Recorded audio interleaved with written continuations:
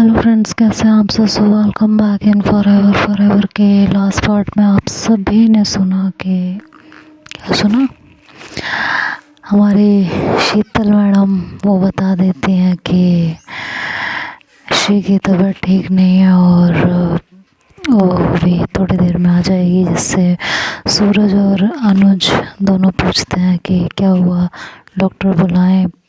तो कहती है नहीं नहीं, मेरे पास मेडिसिन थी, मैंने दे दी है और अभी आराम हो जाएगा उसे।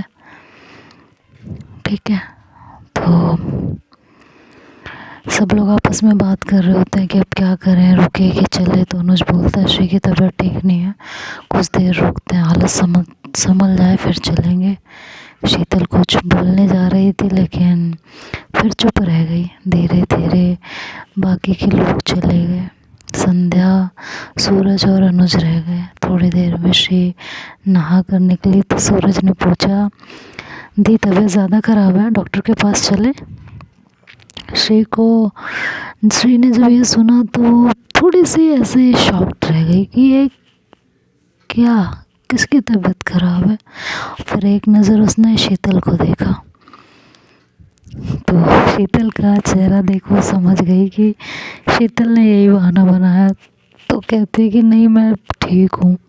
तो संध्या कहती है पेट में दर्द तो नहीं है। तो अनुज ऐसे कहता है डॉक्टर को बुला लेते हैं, चेकअप कर लेगा, तबीयत ज़्यादा ख़राब ना हो जाए कहीं। श्री कहती है मैं ठीक हूँ, डॉक्टर की ज़रूरत नहीं। अरे ऐसे कैसे डॉक्टर की ज़रूरत नहीं है, और शीतल ने जो तुम्हें मेडिसिन दी थी वो खा ली। हाँ खा ली, आराम मिल जाएगा मुझे, और डॉक्टर की ज़रूरत नहीं है। तो शीतल भी कहती है हाँ मैंने दवाई दे दी थी, अब तक असर कर गई होगी।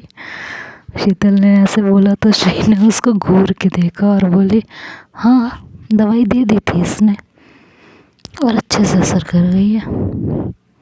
अच्छा सब लोग तैयार हो गए हैं। तो संध्या कहती है हाँ सब लोग तैयार हो गए हैं।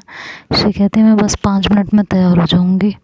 अनुज कहता है नहीं तुम थोड़ी देर आराम करो, मैं डॉक्टर लेके आता हूँ, तुम्हारा चेकअप करेगा, ज़्यादा पेन होगा तो वो पेन किलर का इंजेक्शन दे देगा। तो श्री कहती है अरे नहीं ना। तो कहते हैं अरे ऐसे कैसे नहीं ना। अब श्री की जान अटक गई थी और वो शीतल को घूरे जा रही थी और शीतल अपनी नज़रें श्री से चुरा रही थी। तो कहती है मुझे कुछ नहीं हुआ है, मैं ठीक हूँ, मैं बोल रही हूँ ना।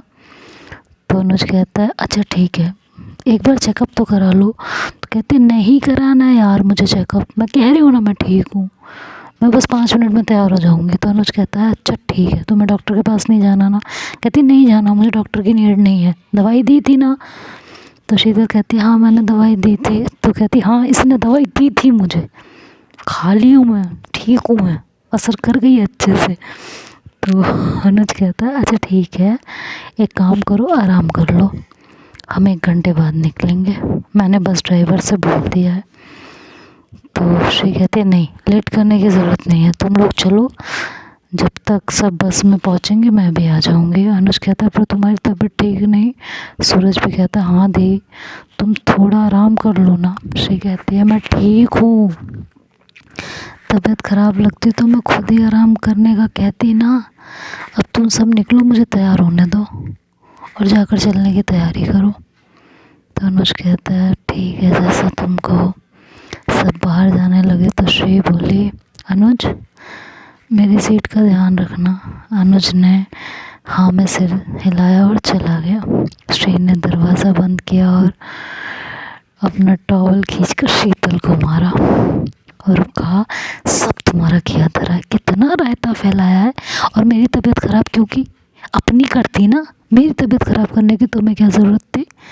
शीतल कहती है अरे यार मेरी तबीयत ख़राब होती तो किसी को क्या फ़र्क पड़ता, सब गालियाँ देते हैं कि लेट करवा दिया, तुम्हारी ख़राब हुई तो सबको फिक्र हो गई ना, देखो सब परेशान है, तुम्हारे आगे पीछे घूम रहे हैं। तो श्री कहती है दोस्त है मेरे, परेशान होंगे ही, भाई है मेरा, वो भी परेशान होगा ना। तो शीतल कहते हैं दोस्त और भाई की बात नहीं कर रही हूँ, किसी और की कर रही हूँ। तो श्री कहती है किसकी, वो जो दूसरा लड़का था ना उसकी। कौन, अनुज। हाँ शायद, जिसे तुमने सीट के लिए कहा था, जिसे तुम बोल रही थी ना सीट के लिए, वो। हाँ तो वो भी मेरा दोस्त ही है। तुम्हारे लिए होगा पर उसके लिए तुम नहीं हो। जब देखो तुम्हारे पीछे पड़ा रहता है। श्री कहती है हाँ तुम्हें बड़ा पता चल गया पहली बार मिलने से। कहती है हाँ नज़रें सब बता देती हैं। और उसकी नज़रें अच्छे से बयां करती हैं कि उसके दिल में क्या है। ऐसा कुछ नहीं है, हम सब बचपन से साथ हैं, एक दूसरे के थोड़ा क्लोज हैं, घर में आना जाना है, एक साथ रहते हैं, पढ़ते थे, इसलिए तुम्हें लग रहा है, मुझे लग नहीं रहा। मैं जानती हूँ वो तुम्हें पसंद करता है, तुम्हें वैसे ही देखता है जैसे मैं देखती हूँ तुम्हें। मैंने उसे तुम्हें देखते हुए देखा है, वो नज़रें मैं बहुत अच्छे से पहचानती हूँ। श्री तुम्हें उसकी फीलिंग के बारे में कैसे नहीं मालूम है? कहीं मुझसे तुम छुपा तो नहीं रही हो? श्री ने कहा हाँ बस अब यही बाकी बचा था। मुझ पर शक कर रही हो तुम? मैं शक नहीं कर रही हूँ, पर तुम्हें पता कैसे नहीं है उसके बारे में? क्योंकि मैंने कभी उसकी तरफ ध्यान नहीं दिया शीतल। मेरे पास कभी इतनी फुर्सत नहीं थी कि बैठकर उसकी आंखें देखूं। और अब तो और भी फुर्सत नहीं है। पिछले 2 सालों से मेरी सारी अटेंशन तुमने ली हुई है। तुम्हारे सिवा ना तो किसी को देखने का टाइम है और ना किसी को सोचने का टाइम है। और मुझ पर शक करना बंद करो। वो मुझे पसंद करता है तो इसमें मेरी गलती नहीं है, और मैं उसे पसंद नहीं करती हूँ। तो मैं तुम पर शक नहीं कर रही हूँ, बातें तो तुम्हारी वैसे ही हैं कि शक कर रही हो। अब क्या मम्मी की कसम खाऊं क्या यकीन दिलाने के लिए? मैं तुम पर शक नहीं कर रही हूँ, पर हाँ उससे जलन ज़रूर हो रही है। और किस बात की जलन? मैं उसे भाव देती तो समझ भी आता। शीतल कहती है पता नहीं, बस वो लड़का मुझे अच्छा नहीं लगता। अब इसमें मैं कुछ नहीं कर सकती शीतल, अब चलें? मैं तैयार हो चुकी हूँ और बैग भी पैक है। चलो जल्दी करो, वैसे ही सब लोग हम लोग हमारी वजह से लेट हो गए हैं। चलो चलो चलो। तो शीतल कहती है तो क्या हुआ, कोई पहाड़ नहीं टूट पड़ा है, 10-15 मिनट लेट हो गए तो। दोनों बाहर निकलने लगे तो शीतल श्री के सामने खड़ी हो गई और बोली पहले एक किस दो फिर बाहर जाना। श्री कहती बहुत ड्रामा हो गया तुम्हारा, हाँ कोई किस विस नहीं मिलने वाली। सुबह से 4 बार लिपस्टिक लगा चुकी हूँ, अब नहीं लगाने वाली, ख़राब हो जाएगी, हटो मेरे सामने से। ये कहते हुए श्री ने धक्का दिया तो शीतल बोली ये देखो फिर से पाप कर रही हो ना। श्री कहती हाँ हाँ ठीक है, लगने दो पाप, प्यासा रखने जितना पाप है ना, कोई बात नहीं। शीतल कहती है अपने प्रेमी को धक्का देने से नरक मिलता है, कोई बात नहीं, तुम मेरे साथ ही रहोगी ना नरक में, तो मैं नरक में भी चली जाऊंगी। ये कहते हुए श्री बाहर आ चुकी थी और शीतल भी उसके पीछे पीछे बाहर निकल आई थी। शीतल आगे और श्री आगे आगे, शीतल पीछे पीछे। बाहर आकर दोनों चुप हो गए थे क्योंकि वहाँ और भी लोग थे, मम्मियाँ भी थी। बस में पहुंचकर दोनों ने सामान रखा और सीट पर बैठ गए। सब श्री की तबीयत के बारे में पूछ रहे थे। श्री तुम्हारी तबीयत ठीक है बेटा, तुम्हारी तबीयत ठीक है, सुना तुम्हारे पेट में दर्द हो रहा है, अब सब ठीक है? और जितनी बार सब पूछते उतनी बार श्री शीतल को घूरती और शीतल अपनी नजरें चुराती।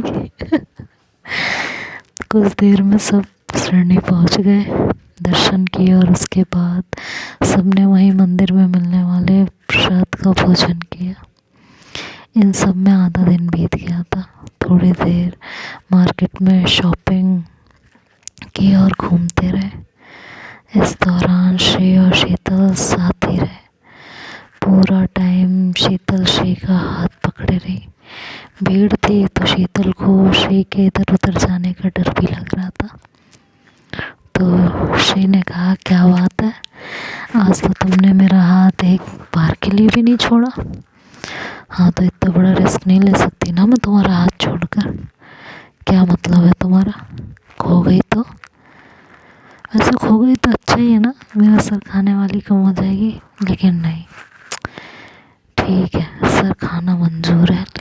खोना नहीं।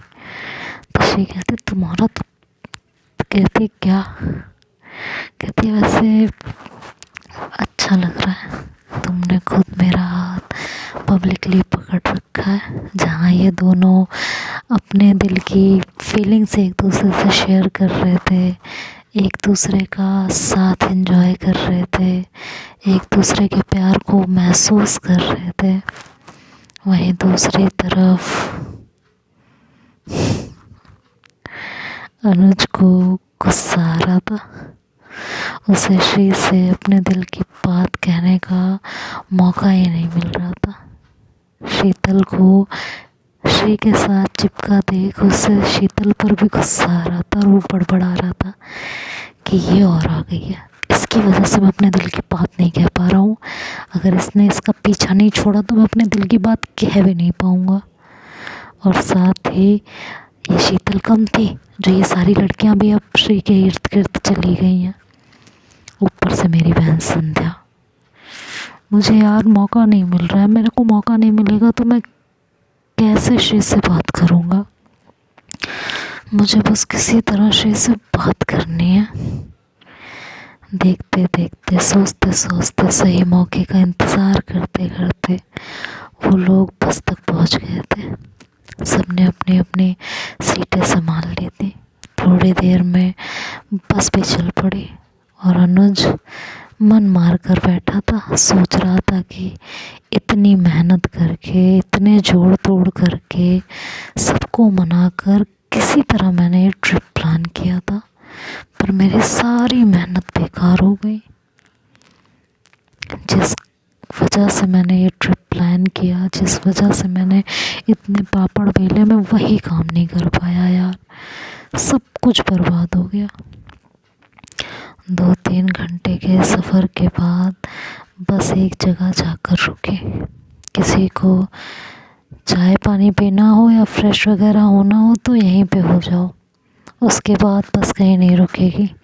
ड्राइवर ये कहता हुआ उतर गया था। तो शीतल और श्री दोनों उतरे और 4-5 लोग और उतरे।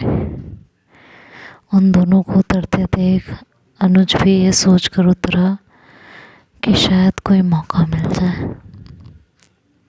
शीतल और श्री साइड में बने बाथरूम की तरफ गए तो अनुज भी हिम्मत करके पीछे हो लिया और सोचने लगा कि बस अनुज यही मौका है, अब नहीं बोला तो फिर नहीं बोल पाऊँगा, जाने कब मौका मिले। अनुज उन दोनों के पीछे पीछे पहुंचा, पर तब तक श्री और शीतल बाथरूम के अंदर जा चुके थे। अनुज वहाँ खड़ा श्री के बाहर निकलने का इंतज़ार करने लगा। थोड़ी देर बाद श्री निकली तो उसे वॉशरूम के गेट पे खड़ा देख उसने पूछा कि अनुज तुम यहाँ, क्या हुआ, यहाँ क्यों खड़े हो, बाथरूम यूज़ करना है क्या? लेकिन ये तो लेडीज़ है। अनुज ने कहा नहीं, मुझे तुमसे कुछ काम था। तो श्री ने कहा हाँ बताओ ना, क्या काम था? मैं तुम्हें, इतने में श्री बाहर निकल आई थी। उसे देख अनुज चुप हो गया और शीतल बाहर निकल आई थी, जिसे देख अनुज चुप हो गया और शीतल हाथ धोने लगी। अनुज को चुप देखकर श्री ने कहा क्या हुआ बताओ ना। अनुज ने कहा बात थोड़ी प्राइवेट है, तो मुझे 5 मिनट दे सकते हो अपने अकेले में? ये बात सुनकर शीतल ने श्री की तरफ देखा और गला साफ किया मानो इशारा कर रही हो कि देखो मैंने कहा था ना कि कुछ चल रहा है। और इधर श्री मन ही मन सोचने लगी कि यार इसे क्या बात करनी है। तो देखते हैं अब आगे क्या होगा। जब अनुज अपने दिल की बात बताएगा तब क्या क्या नया गुल खिलेगा, ये साथ फॉरएवर रहेगा या नहीं, ये तो नेक्स्ट पार्ट में सुनेंगे। तब तक के लिए बाय बाय, टेक केयर।